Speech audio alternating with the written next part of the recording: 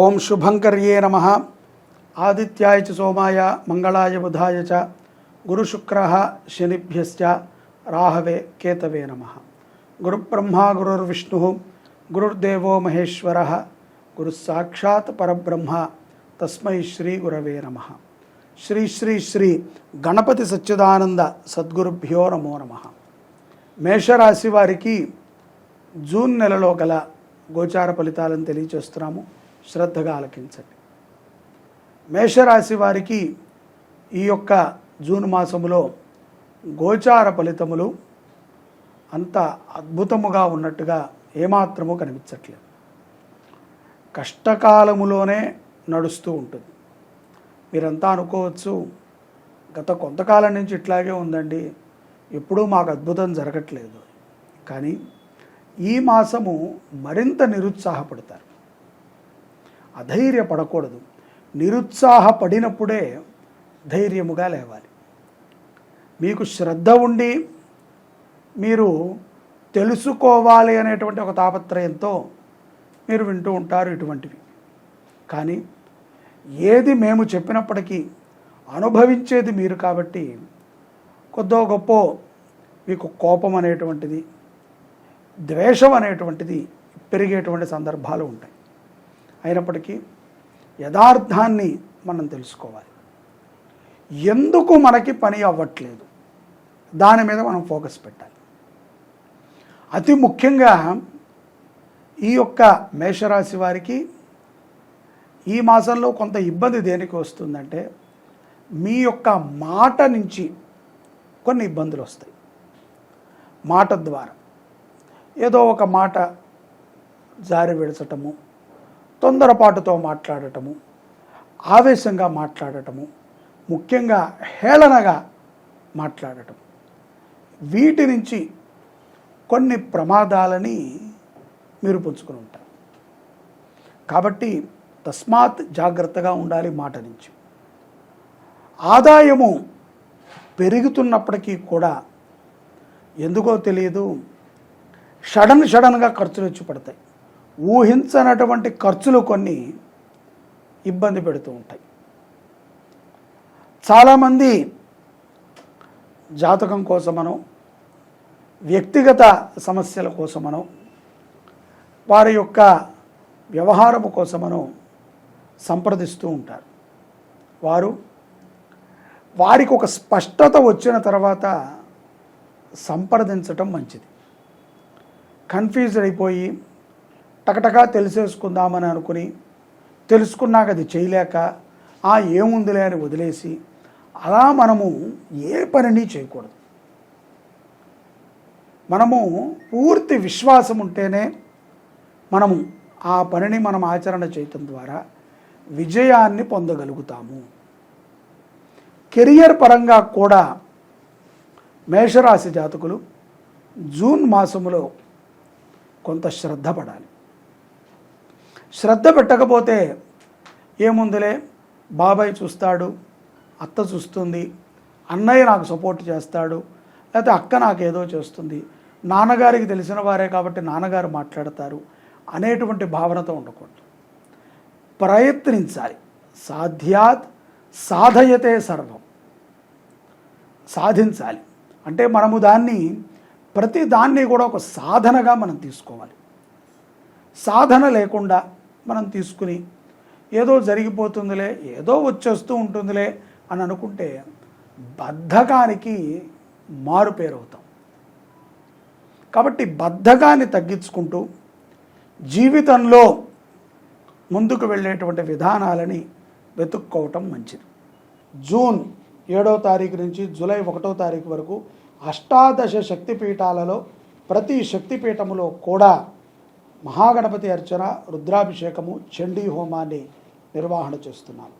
ఆ వివరాలు కింద మీరు కాంటాక్ట్ చేస్తే కనుక చెప్తారు. ప్రతి ఒక్కరూ పాల్గొనండి. ఇది ఒక గొప్ప అవకాశం. ఈ జన్మకి ఇటువంటి అవకాశం మరలా మనెవరికీ రాదు. రాజకీయ పరముగా ఎవరైతే మేషరాశి జాతకులు ఉన్నారో జూన్ మాసంలో మంచి ఫలితాలనే పొందుతారు. అవమానకరమైనటువంటి కొన్ని సందర్భాలు ఎదురుపడతాయి.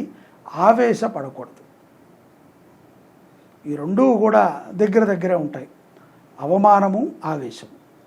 అవమానము జరిగిన చోట ఆవేశము వెంటనే ముందొచ్చి నుంచుంటుంది. అలాంటప్పుడే అధైర్యపడకుండా ధైర్యముగా తెలివితేటలతో వ్యవహరిస్తే రాజకీయ నాయకులకి మంచి భవిష్యత్తు ఉంటుంది. మాట దుడుకుడుతనము, క్రోధత్వము, ముఖ్యంగా పురుషులు ఎవరైతే రాజకీయంలో ఉన్నారో వారికి స్త్రీల నుంచి ఇబ్బంది కలుగుతుంది. ఊరికే అందరూ భజన చేస్తారు మన చుట్టూ చేరి, కానీ యథార్థ సంఘటన జరిగినప్పుడు మనవారెవరు పరాయి వారెవరు అనేటువంటి దాన్ని గ్రహించాలి. మీరు నాయకులు ఓపికతోనే ఉండాలి. తప్పనిసరిగా పరాయి వాడికి కూడా సేవ చేసే విధముగా ఉంటేనే విజయాన్ని పొందగలుగుతారు నాయకులు. లేని ఎడల కొన్ని కష్టాలు మీకు వస్తాయి. ఆ అపవాదుల ద్వారా కొంత కీర్తి ప్రతిష్టలకి భంగం కలుగుతుంది. విద్యార్థులకి కూడా ఈ యొక్క మేషంలో ఉన్నటువంటి విద్యార్థులకి జూన్ మాసములో మీకు కొంత సంసిగ్ధత ఏర్పడుతుంది. ఏ పని చేయాలి, ఏ కోర్సు తీసుకోవాలి, ఎటువంటి కోర్సును తీసుకుని మన ప్రయాణం ముందుకు సాగించాలి, ఏ నిర్ణయాన్ని తీసుకోవాలో కొంత సంసిగ్ధత ఉంటుంది. కుటుంబంలో కానీ, బంధువుల్లో కానీ, ఆప్తుల్లో కానీ ఎవరైతే బాగా చదువుకుని స్థిరపడ్డారు, బాగా చదువుకున్నటువంటి వారందరూ స్థిరపడ్డారు అని మనం అనుకోకూడదు. చదువుకుని స్థిరపడ్డారు, మంచిగా జీవనాన్ని గడుపుతున్నారు, అటువంటి వారి యొక్క సలహాలు తీసుకోండి. చదువుకున్నవాడు, స్థిరపడినవాడు, మంచి బుద్ధి కలిగిన వాడైతే చెడు మాటలని కానీ చెడు ప్రవర్తనలను కానీ చేయడు. ఒకవేళ చేసినప్పటికీ తను దాన్ని కంట్రోల్లో పెట్టుకునే విధంగానే తప్పుని చేయగలుగుతాడు. అటువంటి జ్ఞానం ఉన్నటువంటి వ్యక్తులను సంప్రదించి నిర్ణయాన్ని తీసుకోండి. ఈ నెల మేషరాశి వారికి కుటుంబ భారము కూడా కొంత పెరుగుతుంది. తల్లి గురించనో, అత్తమామల గురించనో, సోదరి అంటే అక్క చెల్లెల గురించనో కొంత ధనాన్ని ఖర్చు పెట్టాల్సి వస్తుంది. ఈ యొక్క జూన్ మాసములో కుటుంబ బరువు వల్ల ఆర్థికముగా ఎంత సంపాదించినప్పటికీ నిలదొక్కుకోలేక కొంత అప్పులు చేయాల్సి వస్తుంది. మాసాంతంలో తొందరపాటుతో మాత్రము దయ ఉంచి ఏ రాశివారు అప్పు చేయొద్దనే చెప్తా.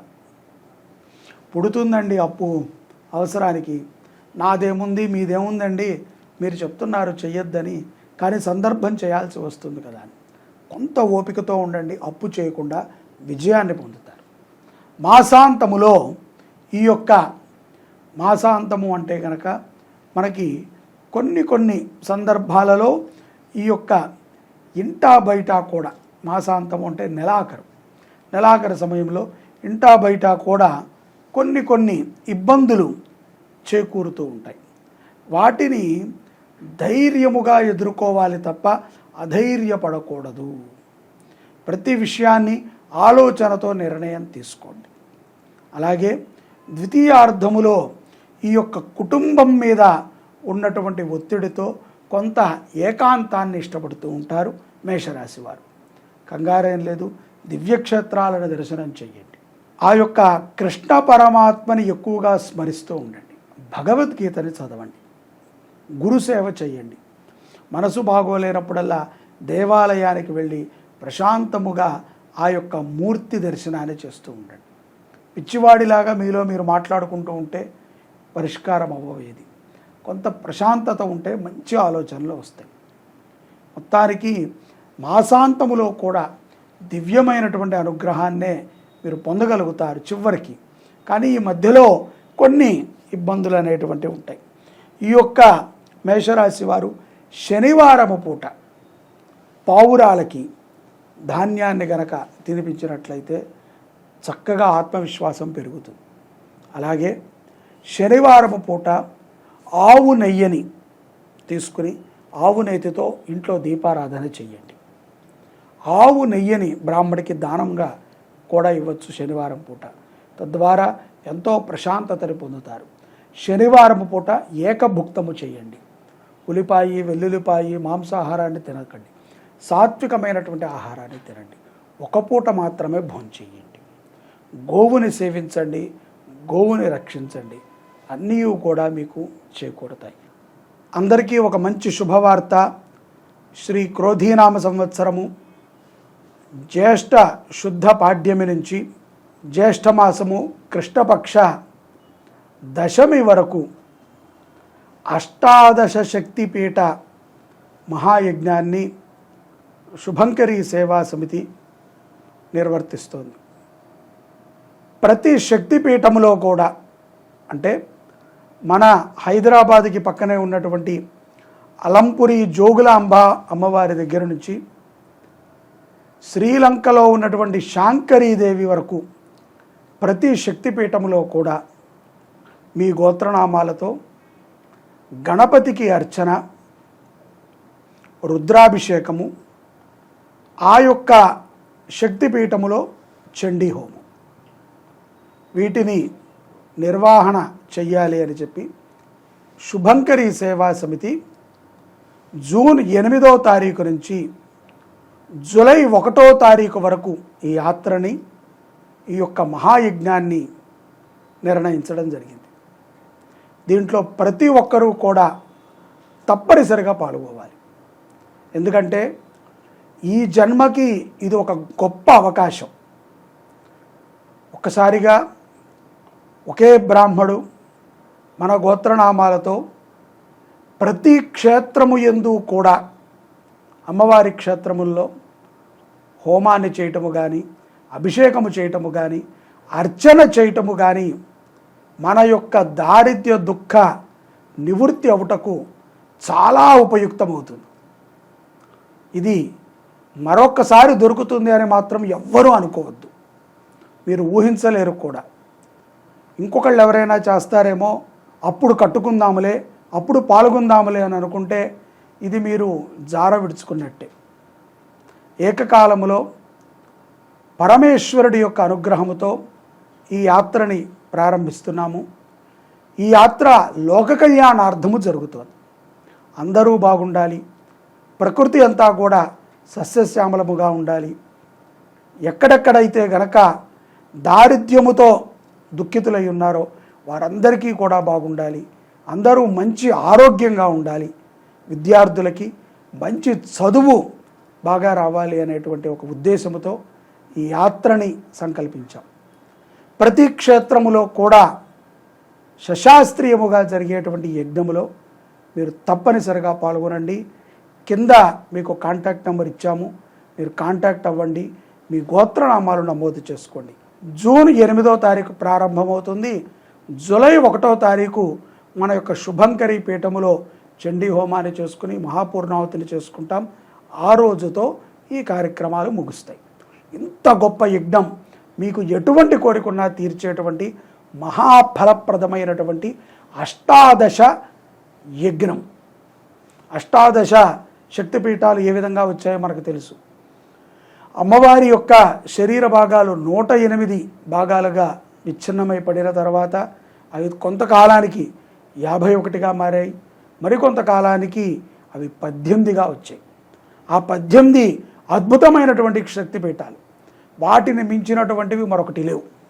ప్రతి క్షేత్రంలో కూడా శివుడు ఉంటాడు. కాబట్టి శివుడికి ఆరాధన, గణపతికి ఆరాధన, అమ్మవారికి ఆరాధన జరుగుతుంది. అవకాశాన్ని జార విడుచుకోకండి. ప్రతి ఒక్కరూ పాల్గొనండి. అమ్మవారి అనుగ్రహాన్ని పొందండి. అమ్మ దయ ఉంటే అన్నీ ఉన్నట్టే. సర్వే జనాః సుఖినో భవంతు.